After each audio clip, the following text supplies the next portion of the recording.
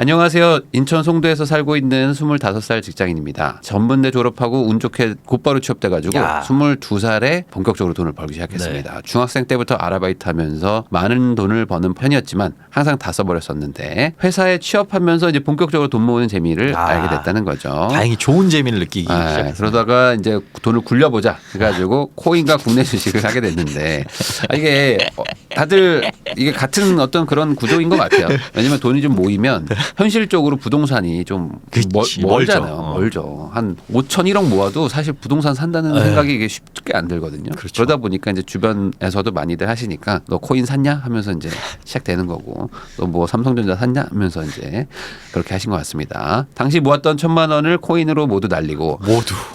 근데 이게 그런 것 같더라고요. 요즘에 비트코인 다시 올라가는 거 아십니까? 네. 요즘 또 많이 올랐는데 오르더라고요. 비트코인을 하시는 분들은 그나마 그래도 좀 뭐 손해를 본다거나 아니면 뭐 이득을 보는 분들도 많은데 그 알트코인이라고 하나요? 그렇죠. 그 외 코인들이 잡코인이라고도 하더라고요. 그 외 코인들. 그게 너무 막 망해버리는 것도 너무 많고 그러니까요. 99% 빠지는 것도 많고 해가지고 거기에다가 이제 손을 댔다가 날리시는 분들이 많은 것 같더라고요. 그래서 이제 다시는 안 합니다. 그리고 국내 주식으로 손실을 보진 않았지만 해외 주식이 좋아가지고 저는 해외 주식을 시작했는데 그때 해외 주식이 고점이어서 약간 좀 물렸기도 했지만 결국에는 운 좋게 1,000만 원 벌고 빠져나왔다. 플러스 마이너스 제로네요. 네. 회사에서 식사 제공이 되기 때문에 평일에는 식사 비용이 거의 나가지 않고 한두 끼 정도는 이제 회사에서 주고 그러다 보니까 한 달에 30만 원으로도 살 수 있는데 닉네임처럼 요즘에 곱비어 풀려가지고 술자리 비용이 엄청나게 늘고 3개월 동안 생활비가 2배 이상이 뛰어버렸습니다. 그래서 11월 정도부터는 다시 마음 잡고 절약하려고 합니다.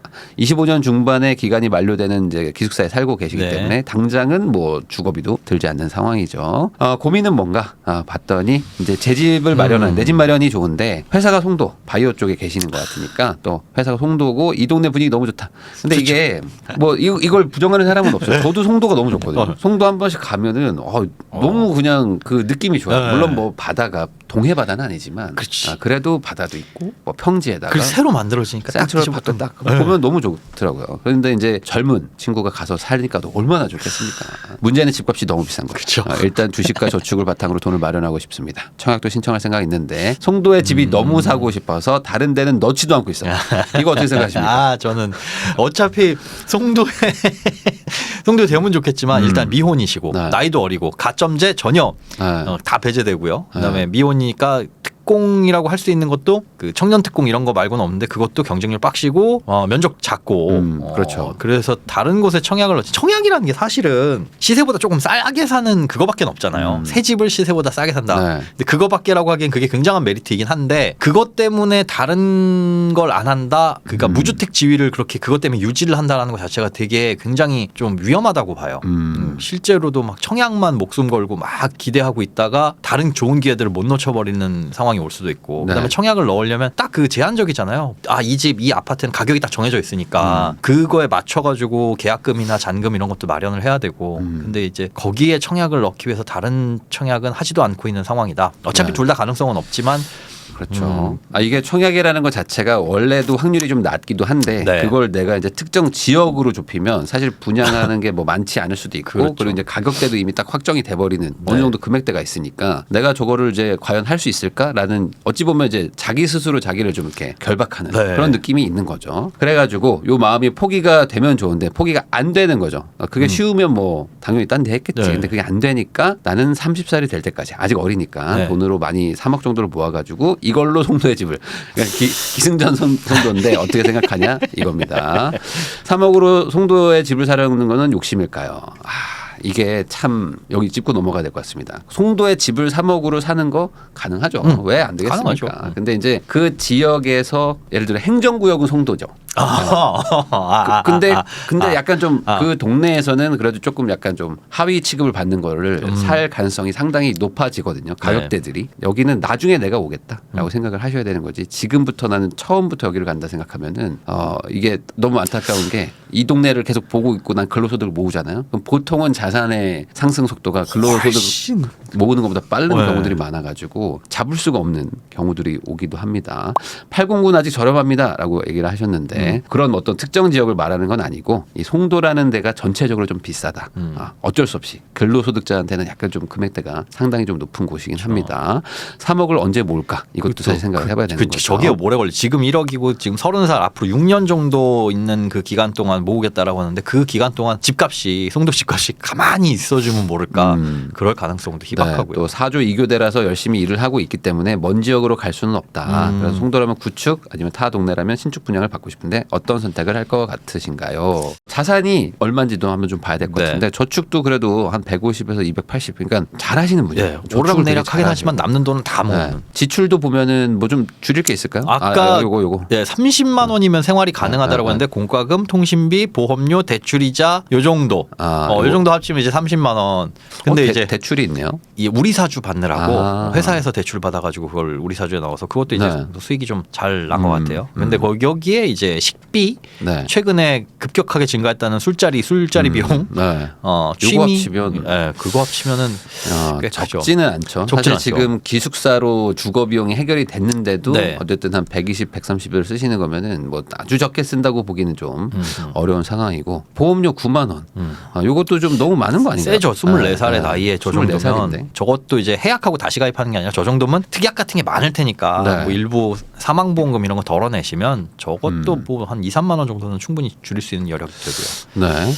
포기할 수 없는 소비, 배달비를 줄일 수는 있지만 없애진 못한다. 아무래도 일도 많이 하시고 그리고 이제 혼자 살다 보면은 사실 뭐 배달을 시켜 먹는 게 싸게 먹힐 수도 있거든요. 직접 해 먹는 것보다는 훨씬 또 네. 이제 하려면 직접 해 먹으려면 간장부터 시작해가지고 뭐 이런 것들이 다 필요하잖아요. 그렇죠. 그거 하면 그렇다고 진짜 뭐 계란에 밥만 먹을 수 없는 노릇이고 그렇죠. 예전에 소장님 말씀해 주시지 않았나요? 그거 뭐 하나 배달 시켜가지고 한 2끼 3끼로 막 먹고 그런 것도 가능하고. 그렇죠. 그때 이제 부대찌개 뭐 이런 거. 네. 그 앱도 요기요나 요기요 뭘 말고 또 뭐예요? 배달의 민족 이런 거 말고 그 공공 배달 앱 서울 같은 경우에는 땡겨요라고 네. 있거든요. 땡겨요. 땡겨요. 많이 땡기네요. 예, 땡겨요. 이게 땡겨요. 공공 배달 앱이라서 자영업 하시는 분들한테도 수수료 부담이 적어요. 네. 훨씬 적고 땡겨요 안에서 무슨 할인 행사나 이런 쿠폰 이런 것들을 하게 되면 훨씬 더 저렴하게. 그래서 그런 걸로 뭐 부대찌개 하나 사 놓으면 한 2끼 3끼 정도는 부대찌개로 밥 먹고 뭐 두 번째도 밥 먹고 세 번째도 밥 먹고 나머지 국물로 라면 끓여 먹으면 네, 그런 식으로 배달도 약간 좀 아낄 수 있다. 아낄 수 있죠. 근데 이제 그게 아니라 그냥 네. 맥주 먹고 싶으면 그냥 치킨 시키고 막 끼니당 피자 시키고 뭐 막 이런 이런 식으로 해버리면 안 된다는 거죠. 오늘은 족발 뭐 내일은 치킨 이러면 네.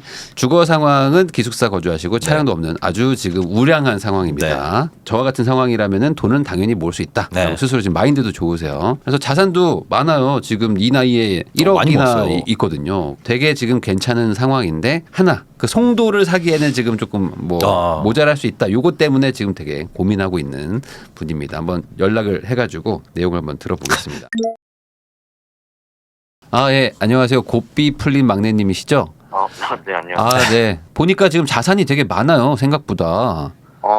그런가요? 네. 네. 지금 우리 사주에다가 지금 해외 주식에다가 합치면 뭐 1억 정도 되는데 어떻게 이렇게 많이 모으셨어요? 네.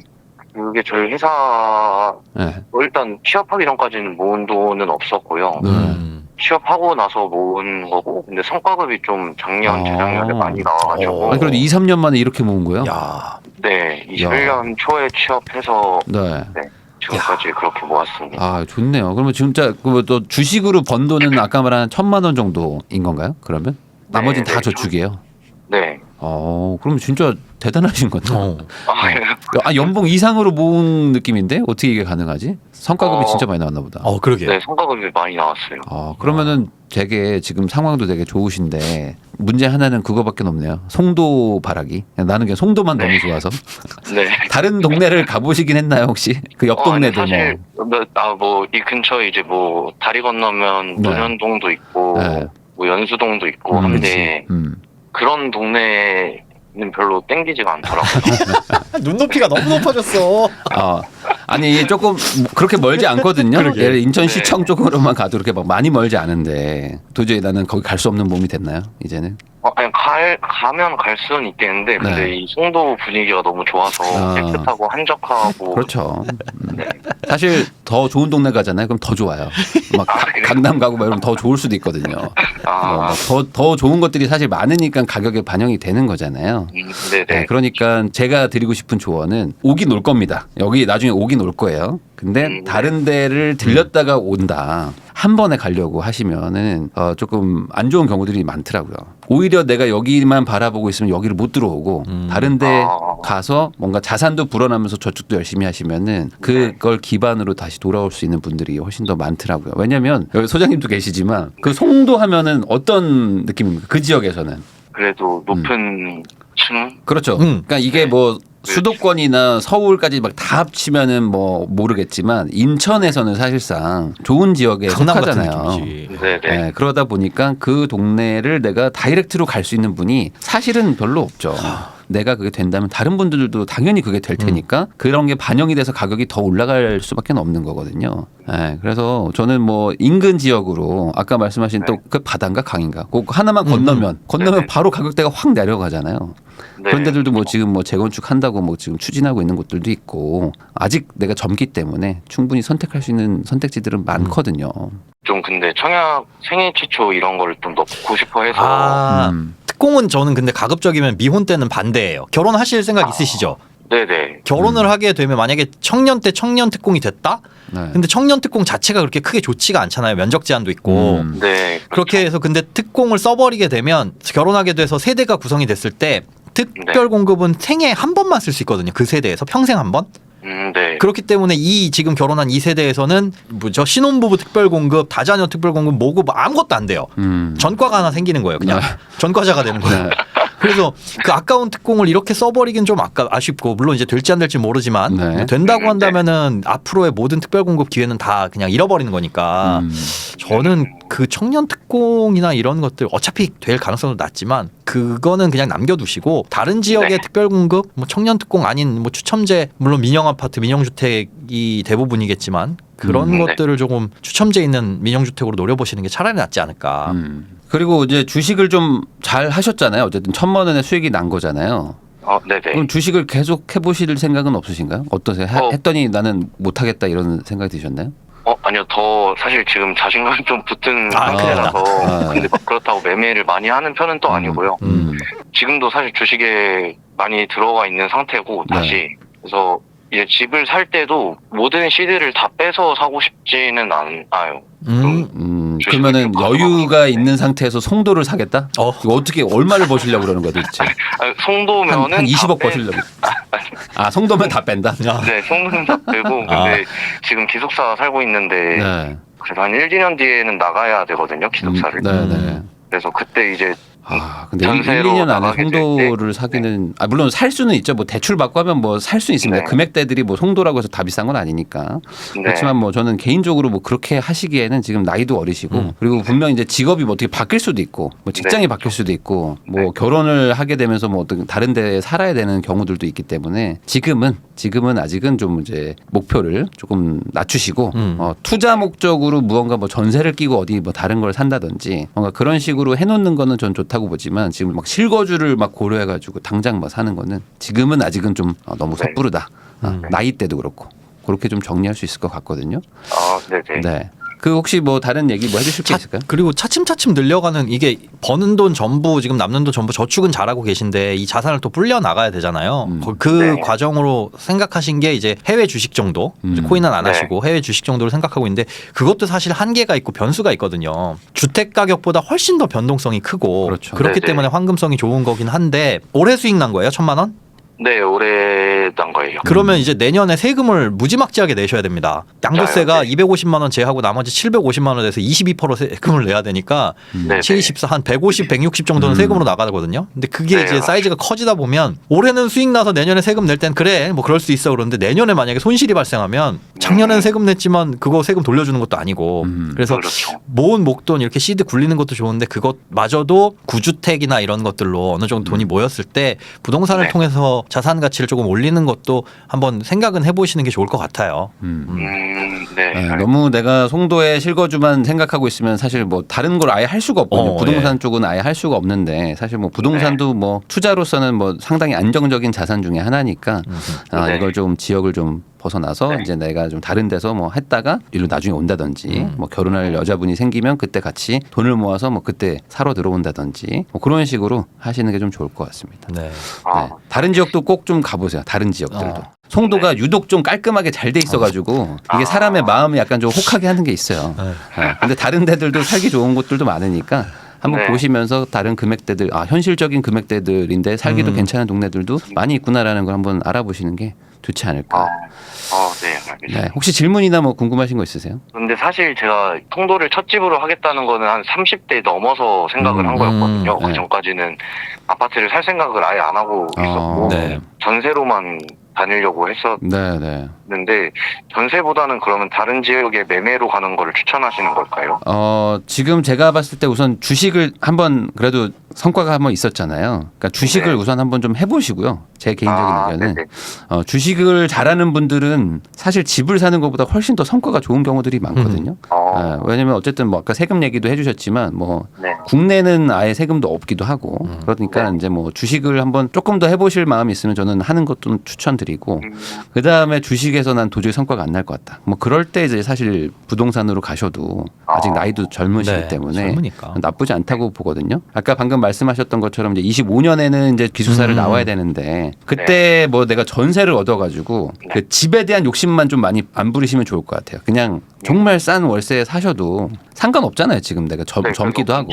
엄청 작은 원룸으로 가려고 그래서 네. 비용은 확 낮춰놓고 네네. 뭐 주식 조금 해보시고 주식에서 성과가 좀 안 된다. 나는 좀 어렵다. 이게 금액이 커지니까 막 심리적으로 너무 불안해진다. 막 이런 느낌이라면 그때 좀 부동산 쪽으로 뭐 전세 끼고 사는 쪽으로 어차피 들어가서 사실 필요는 없으니까 네. 그렇게 투자를 해놓고 또 다시 돈 열심히 모으면은 낫지 않을까. 집값의 한 50% 정도까지는 모으셔야 돼요. 네네. 알겠습니다. 내가 한 50%까지는 모은다 생각하고 송도에 내가 10억짜리 집을 보고 있다 그러면 한 5억은 있어야 된다. 그거를 열심히 저축만 하려고 하지 마시고 택도 없죠. 모으면서 불리는 것도 같이 하시면 될 것 같습니다. 그리고 이제 기숙사 나오실 때 집을 알아보셔야 되는데 그때는 가급적이면 집이 좀 속된 말로 후지더라도 네. 전세든 월세든 들어가실 때 교통편 좋은 곳으로 무조건. 그렇죠. 네, 왜냐하면 지금 차도 없는데 괜히 어정쩡한 곳에 있다가 야간 근무해보니까 이거 차 필요해 해서 차 사게 되면 그때부터는 돈 못 모아요. 그렇죠. 그러니까 근데 또 송도가 너무 전세도 비싸가지고 제가 중고차를 하나 사서 호국구역이나 뭐 논현동 쪽으로 나갈 생각도 하고 있었거든요. 네, 사더라도 그러면 진짜 중고차로 정말 그렇죠. 저렴한 최대한 정말 저렴한 저렴한 걸로. 걸로. 네.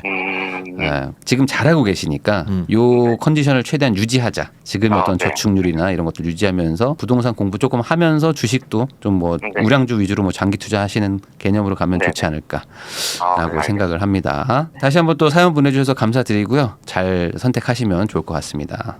감사합니다. 네, 들어가세요. 네, 감사합니다. 이 사실 가장 중요한 게 그거 같아요. 이분은 이렇게 네. 어떤 선택지가 뭐 많이 남아 있는 게 젊기도 하고 그다음에 저축을 많이 해놓으니까 그런 꿈도 꿀 수 있잖아요. 이게 누가 24살에 저 이제 네. 취업했는데요. 송도에 집 사고 싶어요. 그러면 다들 콧방구부터 낄 겁니다. 그러니까 약간 지금 처음에는 약간 우리 여기 시청자분들도 뭔 송도야 했는데 잠깐만 이대로 가면은 2년에 1억을 모았어? 잠깐만 이대로 가면은 나 30이면 사겠는데라는 생각도 들고 그렇죠, 그렇죠. 네. 처음에는 다들 뭔 송도 같은 소리 하고 있어. 현실적으로 좀 오는 게 있죠.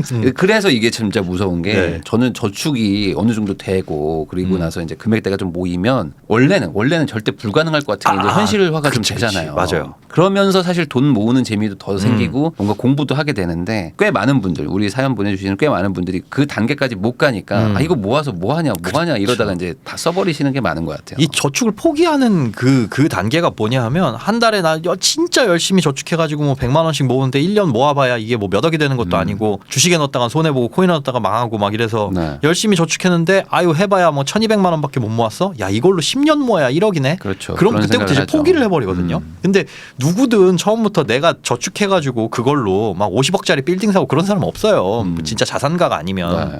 이게 단계 밟아 나가야 되는데 그냥 중간에 무시해버리고 나는 안 돼 이렇게 포기하는 게 가장 최악인데 그 단계를 밟기 위해서 이분처럼 이제 저축률 높이는 게 최우선적으로 해야 되는 것이다. 네, 그래서 증명해주고 있죠. 그 시청자분들도 지금 당장은 뭐 돈이 좀 안 모인다라고 생각하실 수도 있는데 그러면 소비를 좀 더 줄이시고 돈을 조금 더 많이 모아가지고 그게 뭐 당장은 아니더라도 한 1, 2년 쌓이면은 그 돈이 이제 이걸로 뭐가 되겠는데 하는 생각이 들 때가 있거든요. 그 단계까지 좀 최대한 빨리 가시는 걸 좀 다시 한번 좀 추천합니다. 그래야지 내 인생이 좀 바뀌기 시작한다.